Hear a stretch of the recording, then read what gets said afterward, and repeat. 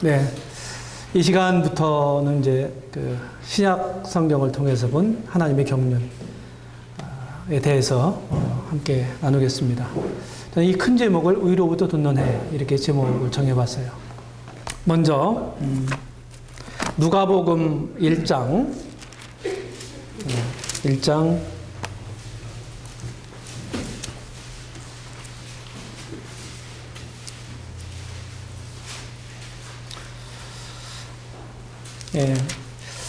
침례 요한의 아버지 사가랴가 주님 앞서오는 주의 사자, 자기 아들을 생각하면서 이렇게 찬양을 하는 모습인데, 그 중에서 76절서부터 보겠습니다. 76절부터 79절까지. 이 아이여, 내가 지극히 높으신 이의 선지자라 일컬음을 받고 주 앞에 앞서가서 그 길을 예비하여 주의 백성에게 그 죄 사함으로 말미암는 구원을 알게 하리니 이는 우리 하나님의 긍휼을 인함이라.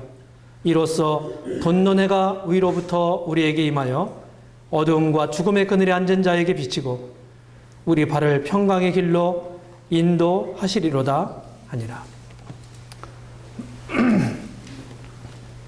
침례 요한은 주님의 앞길을 예비하는, 평탄케 하는 사자였습니다. 자, 세계 구속자에 대해서 보겠습니다. 자, 세계 구속자가 이제 오시죠? 마태복음 초반 부분이나 누가복음 초반 부분에 보시면 1, 2장을 보시면 이런 많은 이런 메시아에 대한 이런 찬양들이 나와요. 특별히 누가복음 2장 14절에 보게 되면 지극히 높은 곳에서는 하나님께 영광이요 땅에서는 기뻐하심을 받은 사람들 중에 평화로다. 천군 천사들이 노래하는 찬양하는 모습이 나옵니다. 우리 주님은 이스라엘의 소망과 의로의 자격으로 오시죠. 하나님이 사람의 모습이 되어 오십니다. 의로운 분이 죄인처럼 오시죠. 부유한 분이 가난하게 되셨습니다. 이건 참으로 놀라운 일이죠. 죽음의 세계에서도 여전히 생명의 주님으로 계십니다.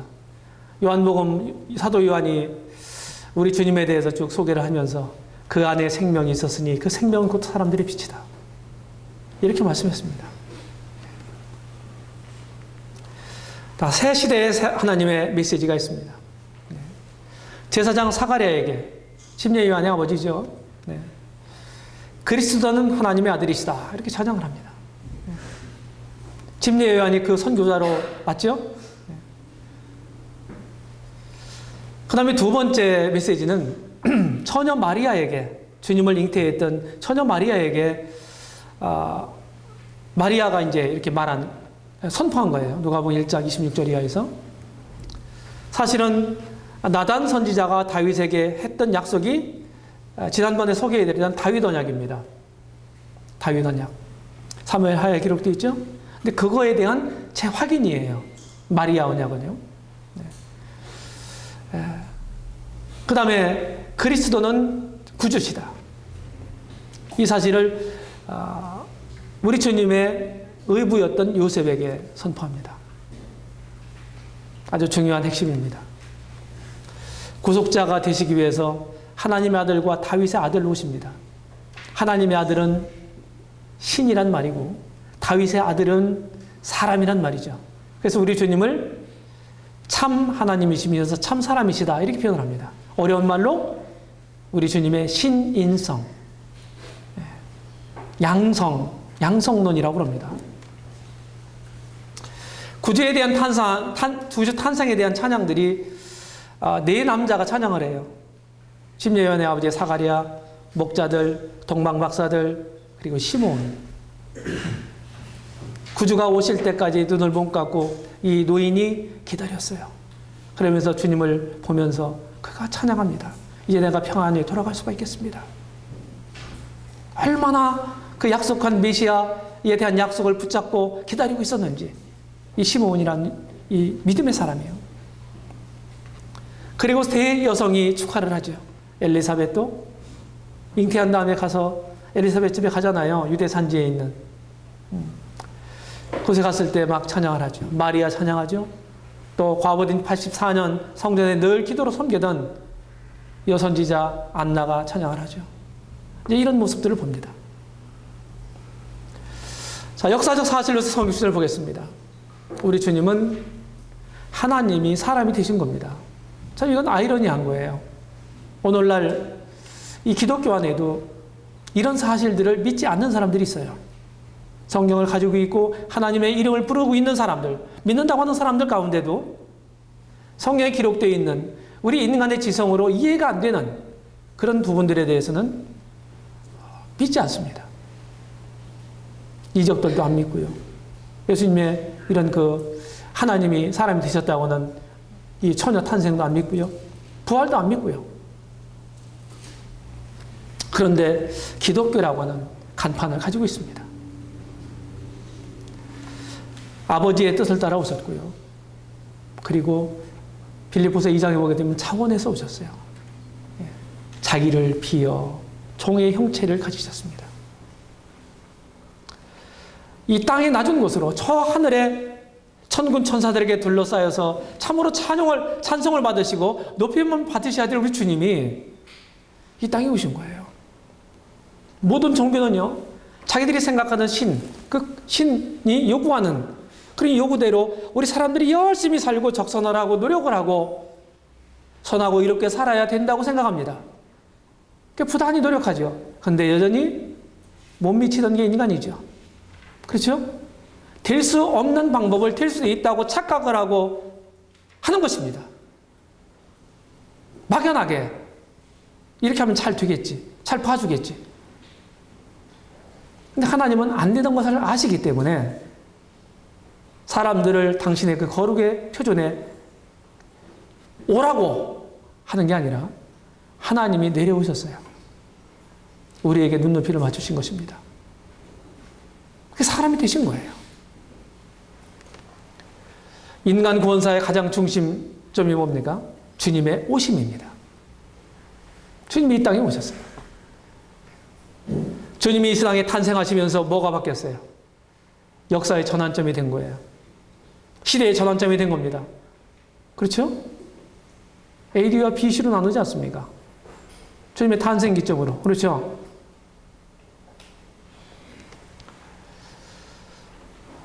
신성과 인성을 하나로 연합했습니다. 이거 우리 다 이해가 할 수 없어요. 어떻게 그럴 수가 있나? 다 이해가 안 돼요. 이해 안 되는 게 뭐 한두 개입니까? 삼위일체에 대해서는 우리가 이해돼요? 이해 안 돼요. 그건 하나님의 본질에 속한 거거든요. 하나님의 본질을 하나님이 만드신 피조물인 우리 사람들이 속속들이 다 이해할 수 있다면 그 하나님은 별거 아닌 하나님이죠. 그렇죠? 내가 다 알 수 있고 내가 다 이해할 수 있는 하나님이라면 그 하나님은 우리 수준의 하나님이거든요. 그 별거 아닌 거잖아요. 여전히 참된 하나님은 우리에게 신비로운 분야여야 되고 다가가도 여전히 거리가 있는 분야여야 되는 거예요. 그래야 마땅한 것입니다. 우리 주님은 몸을 입고 오셨죠. 몸을 입고. 그 비하라는 말을 써요. 비하는 낮췄다고 하는 거예요. 낮췄다. 죄의 육체로 오신 게 아니죠. 그런데 죄의 육신의 모양으로 오셨다. 사람들은 아담의 자손들은 태어나면서부터 죄를 유전받아서 태어난다. 날 때부터 죄인이고 죄를 배우지 않아도 죄를 너무나 잘 짓고 성경이 이걸 말해주고 있죠. 그런데 죄인의 구주가 되기 위해서는 어떻게 됩니까? 죄인으로 오면 안 되는 거예요. 그렇죠? 죄가 있으면 자신의 죄 때문에 죽어야 되잖아요. 심판받아야 되잖아요. 그게 안 되는 거예요. 그래서 올 수 있는 사람으로 꼭 태어나야 돼. 사람으로 태어난 이유는 사람이 저질러 놓은 것을 사람이 회복해야 돼요. 그래야 하나님은 실패자가 되시지 않는 거예요. 하나님이 인간을 창조하시고 분명한 목적을 가지셨잖아요. 그런데 타락함으로써 그 목적을 이룰 수 없게 됐잖아요. 그럼 그렇게 끝난다면은 하나님은 영원한 실패자가 되시는 거예요. 인간 창조는 실패작이었어요. 근데 그렇게 될 수가 없단 말이에요. 그래서 우리의 구주는 참된 사람이셔야 됐고요. 사람이지만 우리처럼 죄를 가지고 태어나서는 안 되는 거예요. 의인으로 오셔야 됐던 거예요. 그런 방법이 뭘까요? 그리고 피 흘림이 없은 적 사함이 없는 거죠. 그렇죠? 예. 그래서 사람들의 죄를 속죄하기 위해서는 반드시 무죄한 피가 흘려져야 되는데 혈육 있는 몸으로 무죄한 몸으로 인간으로 태어나시려면 어떻게 돼요? 그래서 처녀의 몸을 빌어서 오신 겁니다. 처녀의 몸을 빌어서.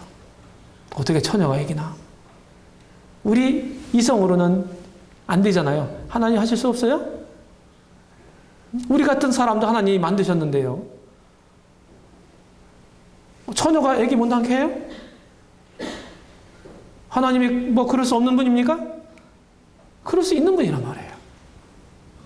우리는 하나님을 안다고 한다면 하나님이 하시는 모든 행사가 우리 지성으로 이해가 안 된다 할지라도 과학적으로 증명할 수 없다 할지라도 믿는 거 문제가 안 되는 거죠.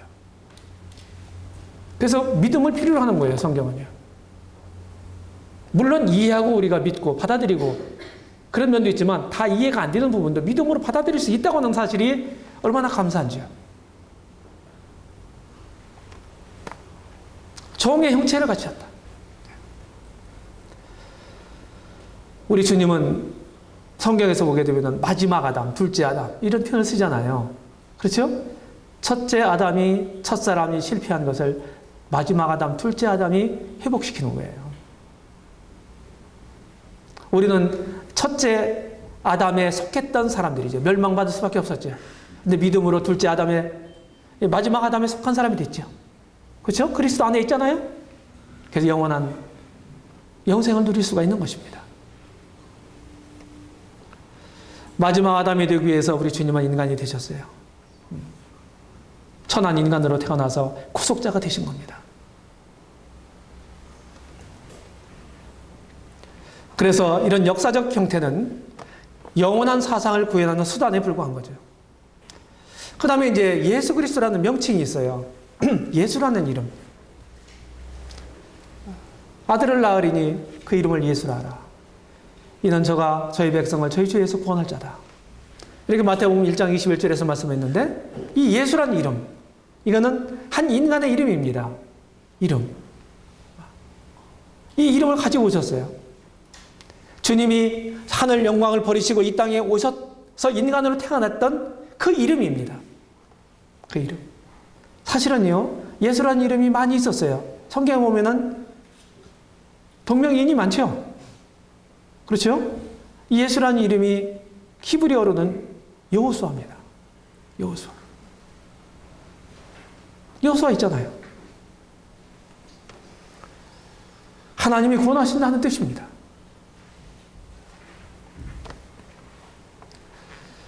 그 다음에 이제 구주로서의 이름이에요. 예수라는 이름은요, 죄에서 구원할 자라고는 의미를 가지고 있잖아요. 그렇죠? 그래서 구주, 죄를 해결할 수 있는 죄의 해결사로 예수라는 이름으로 오신 거예요.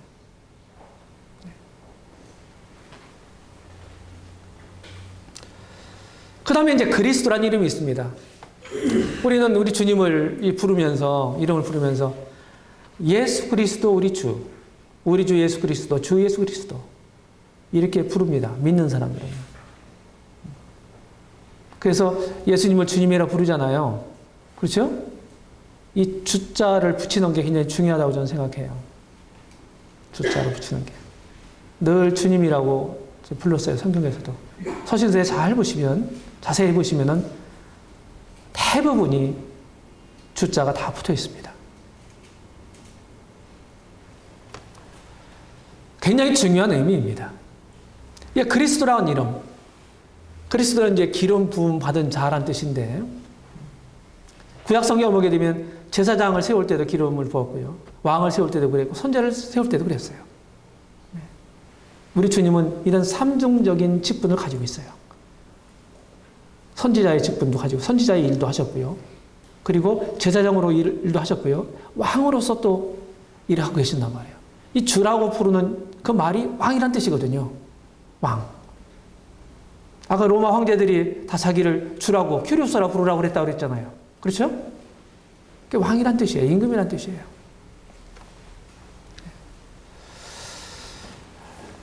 그래서 죄로 인해서 사람들이 우리 지정의에 문제가 생겼어요. 죄 때문에 우리 총명이 어두워졌어요. 지식이 어두워졌다 이거예요. 우리 의지가 약해졌어요. 우리 감정도 불안해졌습니다. 이것을 사실은 회복시켜야 되는 거거든요. 주님이 오셔서. 그래서 우리 주님은 구속자로서 삼종적인 역사를 하십니다. 선지자로서. 선지자는 하는 일이 뭐예요? 말씀 전하는 사람이잖아요. 주님 말씀 전했죠. 이 세상에 오셔서. 그렇죠? 지금도 여전히 우리에게 말씀해 주시고 계세요. 기록된 성경을 통해서. 그 다음에 제사장으로서 뭘 주십니까? 죄로 인해서 그렇게 속박당하고 괴로워하고 슬퍼하던 사람들에게 사죄의 평안을 맛보도록 하시잖아요. 죄로부터의 해방함을 통해서 참된 자유를 누리게 하지 않습니까? 기쁨을 갖도록 하잖아요.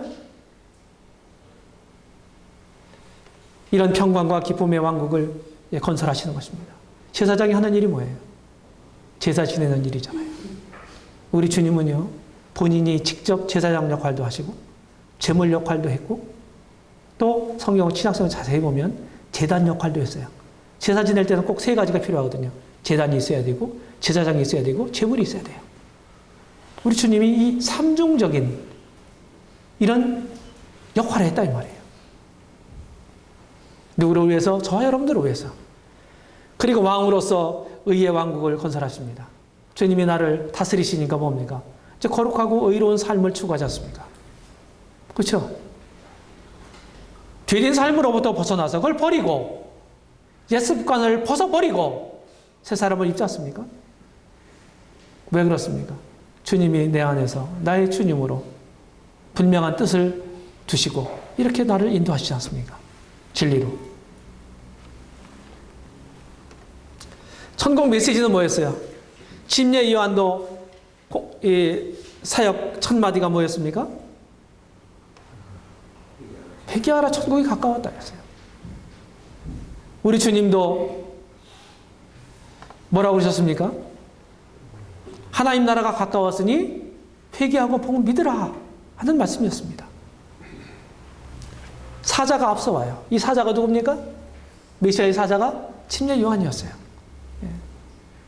성경에 쭉 침례 요한에 대한 이런 묘사를 보게 되면은 엘리야라 이렇게 엘리야.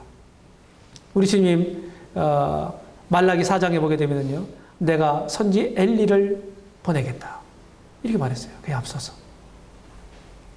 모든 선지자보다 더 위엄 있는 자가 누굽니까? 침례 요한이라고 우리 주님 말씀하셨어요. 요한복음 1장에 보게 되면 빛과 어린 양의 증거자였습니다. 임박하게 오실 왕의 사자였습니다. 여인이 낳은 자 중에 가장 큰 자라고 주님이 평가하셨어요. 켜서 비추는 등불이다 말했습니다. 그리고 이사야 선지자를 비롯해서 사도 요한은 광야에서 외치는 자의 소리라고 말했습니다. 여기 광야에서 외치는 자의 소리. 실제로 유대 광야에서 침례 요한이 사역했지 않습니까? 예루살렘 아래쪽을 유대 광야라고 합니다. 자, 이 침례 요한은 광야에서 외치는 자의 소리예요. 소리고 우리 주님은 요한복음에 보게는 뭐라고 되어 있습니까? 말씀이라고 그러죠. 말씀. 그렇죠? 태초에 말씀에 계시니라. 이 말씀이 하나님과 함께 계셨으니 이 말씀은 곧 하나님이시니라. 14절. 말씀이 육신이 되어 우리 가운데 거하시매. 그렇지 않습니까? 그래서 소리와 말씀의 관계란 말이에요. 침례 요한은 소리였고 우리 주님은 말씀이었다고요. 제가 지금 말을 하지 않습니까? 그렇죠? 말을 하게 되면 이 말은요, 소리로 실어갑니다. 맞죠? 소리로 말을 실어가요. 그러면은 딱 닿으면 소리는 금방 사라지게 돼요. 그리고 뭘만 남아요? 말만 남습니다. 맞죠? 침례 요한과 우리 주님의 관계가 그런 관계로 설명할 수 있어요. 주님은, 이 침례 요한은 아주 짧은 6개월간의 사역을 마치고 역사의 비안도를 사라집니다. 짧게. 그리고 그 소리 뒤에 말씀만 남는 거죠. 이런 관계라고요. 그래서 침례 요한이 계속 유대인들에게 회개의 침례를 베풀었지 않습니까? 그 침례 요한의 제자가 됐던 거예요. 요한복음 3장 같은 데 보게 되면 제자들이요. 자꾸 예수님이 이제 등장하니까 예수님에게로 사람들이 가는 거예요. 침례 요한 제자들이. 충직한 침례 요한의 제자들이 와가지고 선생님 자꾸 저 사람에게 자꾸 갑니다. 사람들이. 안타까운 심정을 가지고 그렇게 얘기를 했어요. 침례 요한한테. 침례 요한이 뭐라고 얘기하나요? 그는 흥하여야겠고 나는 쇠하여야 하리라.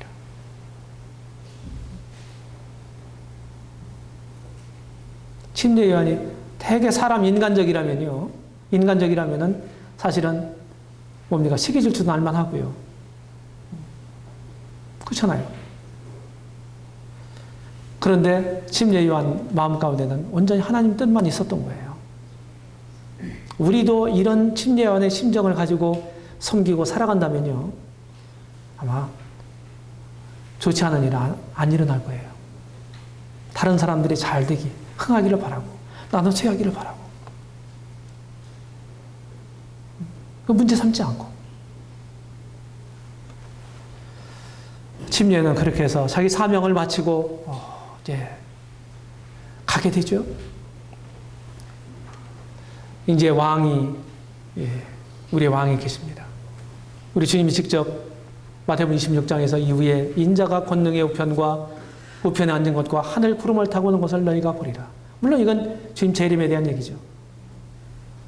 우리 주님이 왕이십니다.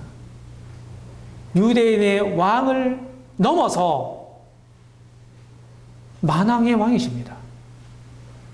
모든 사람들의 왕이세요. 근데 사람들이 거절하고 있잖아요. 유대인들도 거절했고 이스라엘도 거절했고 다른 사람들도 거절하는 거예요. 지금 복음서에 보게 되면 인자라고는 말이 80여에 사용된다고 그럽니다. 인자. 우리 주님도 스스로 자신을 인자라고 불렀어요. 인자는 하나님의 메시아 그리고 왕의 칭호입니다. 단순히 사람 아들이란 뜻이거든요. 사람 아들. 여기에 비밀이 숨겨져 있는 거죠. 인자는 하나님의 영광으로 오십니다. 인자가 큰 영광과 권세를 가지고 오십니다. 인자가 거룩한 천사들과 함께 오십니다. 인자가 자기 영광의 보좌에 앉으십니다. 가이사랴 빌립보 지역에 갔습니다. 주님이. 가이사랴 빌립보는 팔레스틴의 최북단 지역에 있어요. 거기에 가보니까요. 판이라고 하는 판, PAN이라고 표기되는 우상 숭배지였습니다. 거기는 판신전도 있었대요. 판신전. 그리고 이런 절벽에 계속 이렇게 파는 데가 있어요. 거기다가 전부 우상을 거기다 좀 놨던데. 거기 가서 주님이 물으셨어요. 사람들이 나를 누구라 하니? 제자들이 대답하죠. 더러는 엘리야, 더러는 침례 요한, 더러는 에레미야, 더러는 선지자 중에 한 사람이라고 말합니다. 너희는 나를 누구라 하느냐? 성질 급한 베드로가 선뜻 대답을 합니다. 주는 그리스도시요 살아계신 하나님의 아들이십니다. 바요나 시몬아 내게 복이 있도다. 이를 알게 하는 이는 혈육이 아니라 하늘에 계신 내 아버지시니라. 내가 이 반석 위에 내 교회를 세우리니 음부의 권세가 이기지 못하리라. 가이사랴 빌립보 지역에 가서 제가 그 말씀을 잘 알고 있었어요. 거기가 우상 숭배가 들끓던 곳이었어요. 거기도 부유한 곡창지대거든요. 물도 풍부했어요. 사람들이 살기 좋은 곳에 우상 숭배가 들끓었다고 하는 거예요. 거기 가서 주님이 물어보신 거예요. 너희들 나를 누구라 하니? 주는 그리스도시요. 예수님을 주님이라 불렀단 말이에요. 주라고 하는 말, 큐리우스라고 하는 헬라 말은요. 보통 말이 아니에요. 절대 주권자를 말하는 거예요. 하나밖에 없는. 이 신앙 고백, 그 주체가 누구예요? 예수 그리스도 그분이잖아요. 그분이 교회의 기초가 된다. 내가 이 반석 위에 내 교회를 세우겠다. 주님이 말씀하신 것입니다. 성경에는 이제 그 왕국, 나라, 하나님 나라, 뭐 천국 이런 말이 많이 나와요. 유대인을 수신 대상으로 하는 마태복음에는 천국이라는 표현이 있고 거기에 똑같은 병행 구절 다른 누가복음 같은 특별히 같은 데 보면 하나님 나라라고 되어 있습니다. 하나님 나라, 데오빌로 이방인에게 보낸 복음서죠. 똑같은 의미예요. 같은 의미예요. 그래서 성경은 큰 주제가 뭐냐면 하나님 왕국입니다. 하나님 왕국. 왕국에는 뭐가 있어요? 왕이 있을 거고 또 주권이 있을 거고 뭐가 있어요? 백성이 있어야 되고요. 그렇죠?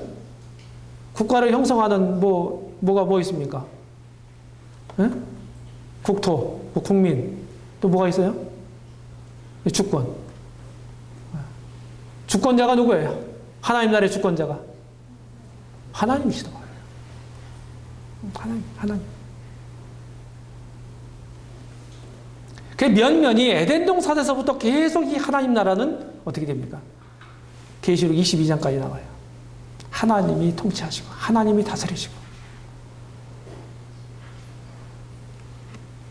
그런데 우리가 하나님 모르고 하나님 믿지 않는다는 얘기는 뭡니까? 그런 하나님의 통치권을 벗어나 있다는 얘기예요. 합당한 왕을 버리고 반역하고 거절하면서 살아간다는 얘기거든요. 그게 보통 심각한 죄입니까? 그런데 아주 역사 가운데서 엄청난 이런 아드님을 통해서 이루신 이런 구속을 자세하게 소개받고서도 그걸 거절한다면, 받아들이기를 거절한다면 누구를 거절하는 거예요? 그분을 거절하는 거거든요. 그들이 받을 형벌이 얼마나 중할까요?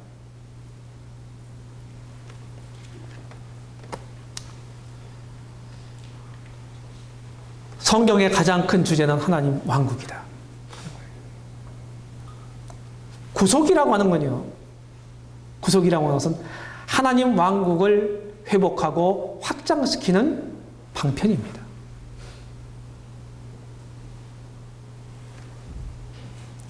하나님 나라는 이렇게 존재해 왔어요. 구약의 왕국인 이스라엘에 있는 왕국이 있었습니다. 이거는 구속사적인 면에서 볼 때는 하나님 왕국, 구원의 길을 예비하는 왕국이었어요. 주님 안에 있는 왕국이 있었습니다. 자신의 인격 속에. 뿐만 아니라 교회 안에 있는 왕국이 있어요. 지금요. 영적 왕국입니다. 그 다음에 종말에서도 왕국이 있어요. 구약의 선지자들이 그렇게 예언했던 어떤 날 가시적인 그 유토피아입니다. 메시아가 오셔서 세우실 나라입니다. 우리는 문자 그대로 이루어질 것이라고 믿습니다. 왕국의 복음은 오직 하나예요. 다른 복음은 없습니다. 사도 바울이 에베소에서 3차 전도여행 때 거의 3년 동안 사도행전 20장에 자기의 회고를 통해서 보게 되면은 만 3년은 아닌 것 같고요. 3년 동안 했다고 그랬어요. 그리고 회당에서 3개월 동안 하다가요. 그들이 반대에 부딪히자 따로 제자들을 불러서 두란노 서원 사역을 했단 말이에요. 3차 전도여행 때. 거기는 소아시아의 중심지였습니다. 에베소라고 하는 도시는요. 거기서 뭘 했다고 그래요? 복음과 하나님의 나라의 일을 말했다고 그랬어요. 전했다고 그랬어요.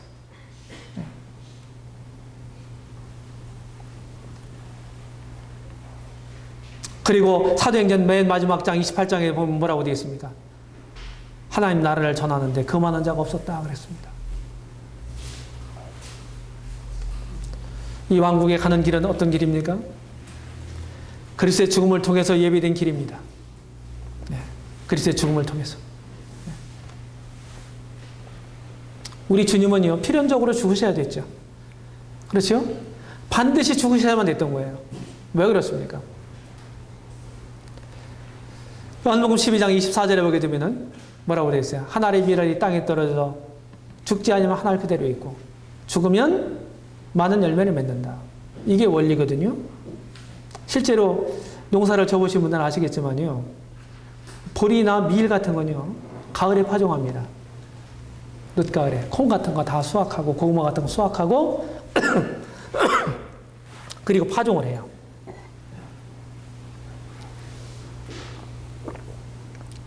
대개 식물들은요, 씨를 뿌리면 잎부터 나는 걸로 알고 있는데, 뿌리부터 내립니다. 뿌리부터 나와요. 그리고 잎이 나옵니다. 한동안 거기에 있는 알맹이에서 양분을 먹고서 이렇게 자라요. 일정한 기간까지. 그리고 나중에는 다 그것이 썩어져 없어집니다. 그리고 자라요. 그리고 거기에서 어떻게 됩니까?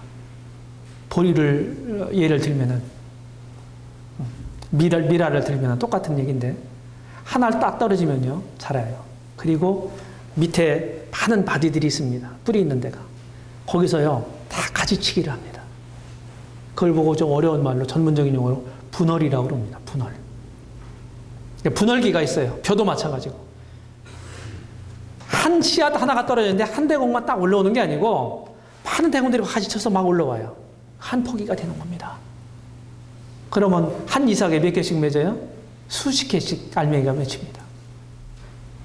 이 원리거든요. 자, 우리 주님이 죽지 않았다고 한다면 우리와 같은 구원의 열매는 존재할 수 없었습니다. 우리가 주님 섬기는 과정에서 죽지 아니하면 열매를 맺을 수 없습니다.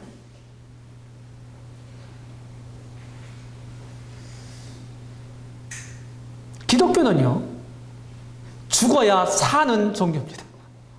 아시겠어요? 죽어야 살아요. 죽어야 되는 거예요, 뭐가.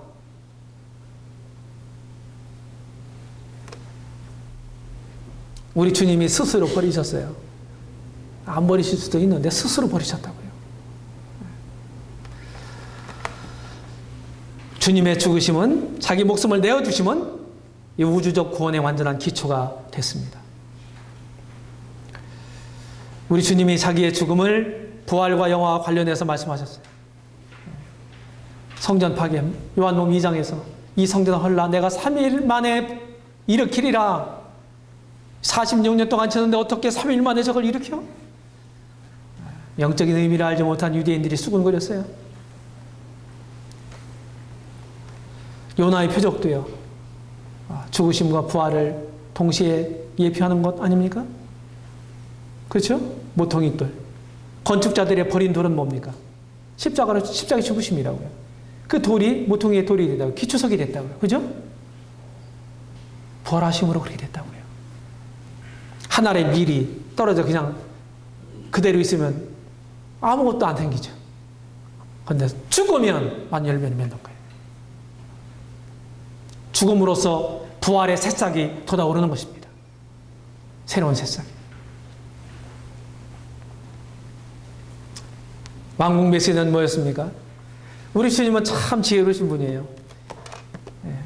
참 설교도 말씀 전하는 것도 주님을 우리가 배울 수 있다면 틀림없을 겁니다. 마태복음 7장 29절에 보게 되면 그의 가르치는 것은 서기관과 같지 아니하고 권세 있는 자와 같았다. 주님이 가르치시니까 사람들이 즐겁게 듣더라. 그럴 수만 있으면 얼마나 좋을까요? 언제나 저도 이제 말씀 전하는 한 사람으로서 숙제입니다. 어떻게 하면 잘 준비하고 어떻게 하면 잘 전달할까? 됐다고 말할 수 있는 사람은 아무도 없어요.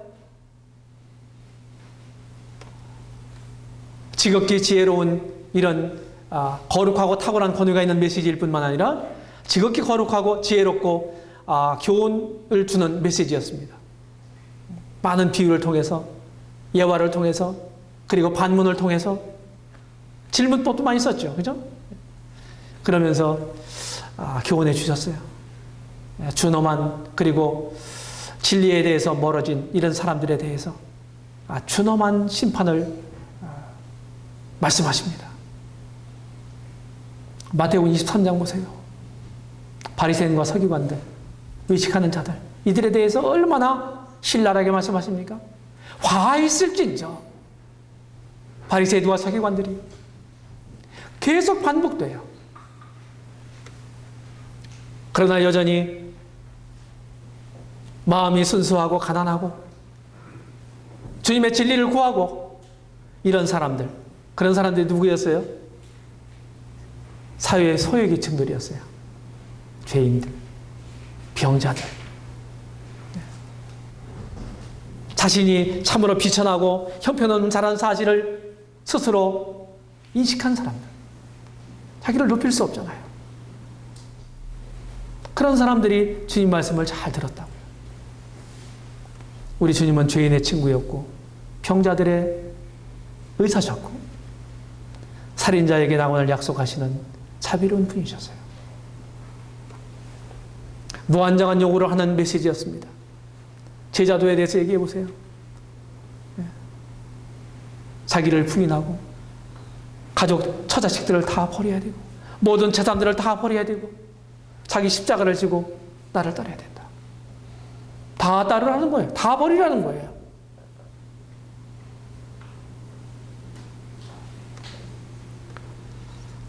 우리는요, 전부를 드려야 돼요. 전부. 주님은 뭐로 하세요? 우리 마음 통째로 원하시는 겁니다.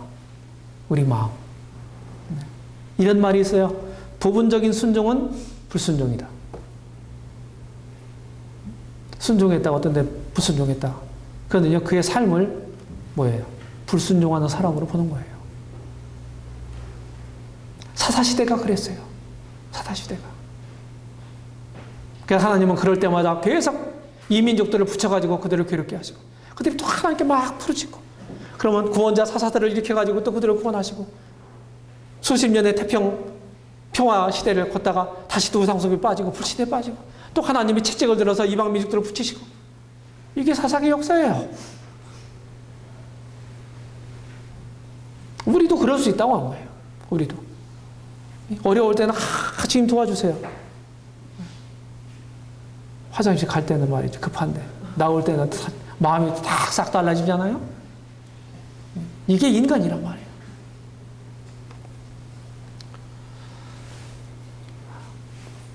세계의 구원의 목표가 있는 메시지입니다. 밭은 세상이요. 눈을 들어 밭을 보라. 휘어져 추수하게 됐다. 모든 족속에게 복음을 전해라. 너희는 가서 모든 족속에게 제자를 삼으라. 천하 만민에게 복음을 전파하라. 주님이 그러셨거든요.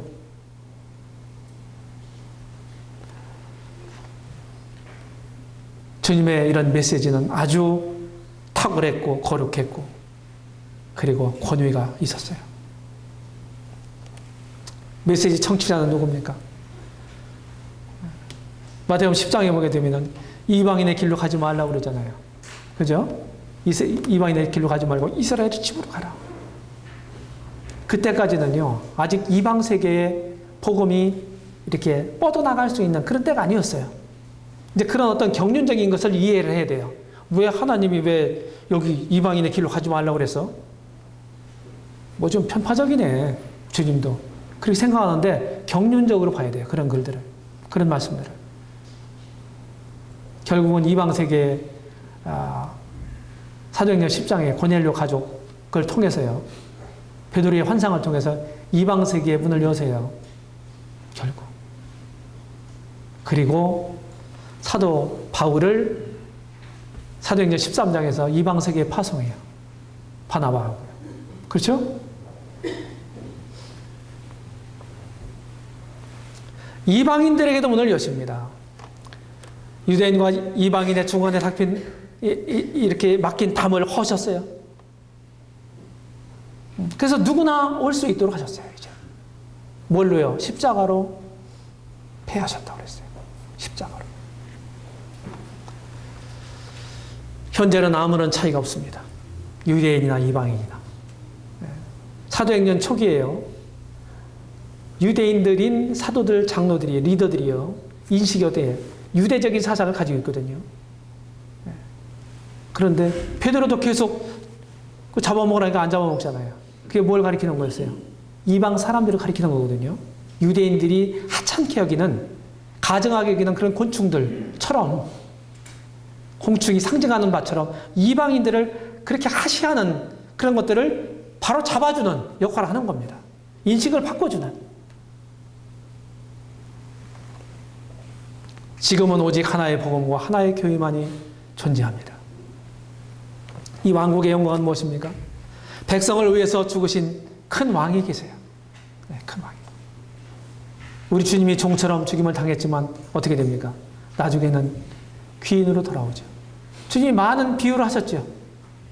포도원 비유도 하시고, 네, 종들에게 다 맡기고서 말이 했는데 다시 돌아와가지고 주인이 돌아와서 그 회개하고 그러잖아요. 도덕적 죄인이 심판자가 돼요. 우리가요. 우리가 죄인이었는데요. 여기 고린도서 6장에 보게 되면요. 너희가 세상을 우리 개역성경 판단할 것을 알지 못하느냐. 3절에 보면은 천사를 판단할 걸 알지 못하느냐. 판단이란 말은 심판이란 뜻이에요. 재판한다는 뜻이에요. 저지먼트라는 말이에요. 우리가 보통 사람들이 아니에요. 이제 우리 교회에 다룰 때 얘기를 하겠습니다. 율법에서 완전히 자유인이 됐습니다. 우리의 시민권은 하늘에 있어요. 한 번 태어난 사람은 2번 죽고 2번 태어난 사람은 한 번만 죽는다. 무슨 의미인지 아시죠? 거듭나지 않으면 하나님 나라를 들어갈 수가 없습니다.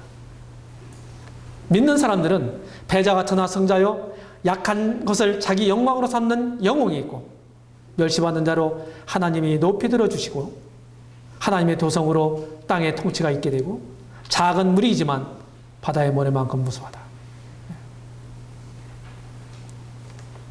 우리가요 수가 많은 거 나쁜 게 아니죠. 나쁜 건 아니지만요 이미 남은 자의 원리에 대해서 말씀을 드렸어요. 진짜 하나님 편에 속했던 사람들, 광야에서 금송아지를 만들어 놓고 막 경배하던 그런 사람들이 모세가 호렙산에서 내려와서 여호와께 속한 자 나오라 했을 때 누구만 나왔습니까? 레위인들만 나왔습니다. 레위인들. 다른 지파들은 다 있었어 그냥. 하나님께 속한 사람들이 그렇게 많지 않아요. 성경 잘 보세요.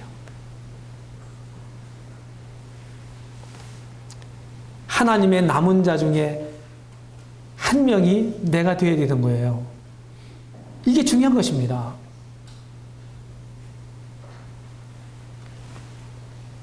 이 세상에 속하지 아니한 왕국이 있습니다. 그런 왕국의 왕이 누굽니까? 우리 주님이신데 가시관을 쓰셨기 때문에 뭘 쓸 수 있어요? 영예로운 왕관을 쓰실 수가 있었어요. 고난 후에 받으실 영광입니다. 그래서 사도 바울은 뭐라고 얘기합니까? 로마서 8장에서 그러므로 우리가 그리스도와 함께 영광을 받기 위하여 그와 함께 고난도 받아야 될 것이니라. 저는 그 말씀을 깨닫고서요. 우리는 우리에게 주신 약속이 너무 좋고 근데 주님을 위해서는요. 손해보려고 안 해요. 버릴 줄을 몰라. 포기할 줄도 몰라. 놓을 줄을 몰라. 그러면 안 된다는 거예요. 주님을 위해서 뭘 버리셨습니까? 뭘 포기하셨어요? 주님은 우리를 위해서 자신의 목숨을 버리셨습니다. 하늘의 영광을 포기하셨어요. 그래서 내가 존재하게 된 거거든요. 이제는 사도 바울처럼 그의 남은 고난을 그의 몸된 교회를 위해서 내 육체에 채우노라 하는 심령을 가지고 살아야 마땅하지 않습니까? 아멘 하십니까? 믿는다고 하는 게, 구원받았다고 하는 게 말로만이 아닌 거예요.